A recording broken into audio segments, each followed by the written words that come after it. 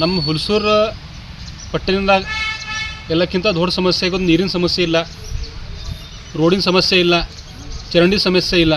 ಇದು ಸಮಸ್ಯೆ ಆಲ್ರೆಡಿ ಅವ.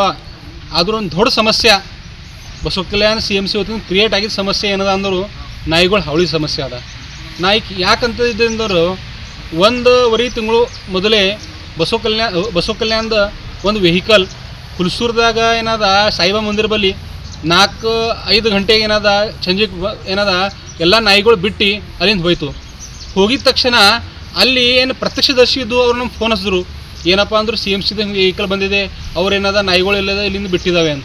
ಈ ಬಿಟ್ಟಿದ ತಕ್ಷಣ ನಾನು ಆ ಕ್ಷಣ PDO ಮತ್ತು ಇವಾಗ ಏನದ ನಾವು ತುರಂತ ಏನದ ಇದ್ರ ಬಗ್ಗೆ ಗಮನ ಕೊಟ್ಟಿದ್ದೆವು. ಆದ್ರೂ 1.5 ತಿಂಗಳೈತಿ ಇನ್ನೂ ಆಗ್ತಾ ತಯಾರಿಲ್ಲ. ಇವನ್ 100 ನಾಯಿಗಳವ. ಈ ನಾಯಿಗಳ ಸಮಸ್ಯೆ ಹೆಂಗದಂದು ನೋಡ್ರಿ ನೀವು, ಅತ್ಯಂತ ಏನದ ಜರ್ಜರ ರೋಗಿಷ್ಠರ ಮತ್ತು ಅವು ಎಲ್ಲ ನಾಯಿಗಳು ಏನ ಕೆಲವು ಅದ್ರ ನಾಯಿಗಳದ ಭಾಳ ಏನದ ಅಗ್ರೆಸಿವ್ ಕೂಡ ಹರ. ಈಗ ನೋಡ್ರಿ ಹೊಲ್ಸದಾಗ ಇರ್ಲಕ್ಕೆ 10 ವಾರ್ಡವ. ಆ ವಾರ್ಡ್ದಾಗ ಏನದ ಪ್ರತಿ ವಾರ್ಡ್ದಾಗ ಹೋಗ್ರಿ 8-10 ನಾಯಿಗಳು, ರೋಡಿಗೆ ನಾಯಿಗಳು ಎಲ್ಲ ಕುಂತಿದ್ದಾವ. ಕೆಲವೊಂದು ಏನಂತ ನಮ್ಮ ಊರಿನ ಜನ ಏನಂತಾರೆ, ನಾವು ತಟ್ಟಿದ್ರೆ ತೆರೆದು ತಿಳ್ಕೊರಿ ಮನ್ಯಾಗ ನಾಯಿಗಳು ಬರ್ಲತ್ತಾವ, ನಮ್ಮ ಕುಸುಗಳಿಗೆ ಹಾರು ಮಾಡ್ಲತ್ತದು. ನಾನು ಈಗ ನಮ್ದು ಪಂಚಾಯತ್ ಆಗಲಿ TP ಆಗಲಿ ಇವರು ಎಲ್ಲರಿಗೆ ಏನದ ಏನು ಕ್ವೆಶನ್ ಕೇಳ್ತಾ ಇದ್ದೀನಿ, ಏನು ನೀವು ಎಲ್ಲರೂ ಏನದ ಉತ್ತರ ಕರ್ನಾಟಕ ನ್ಯೂಸ್, ಇದು ಕನ್ನಡದ ಉಸಿರು.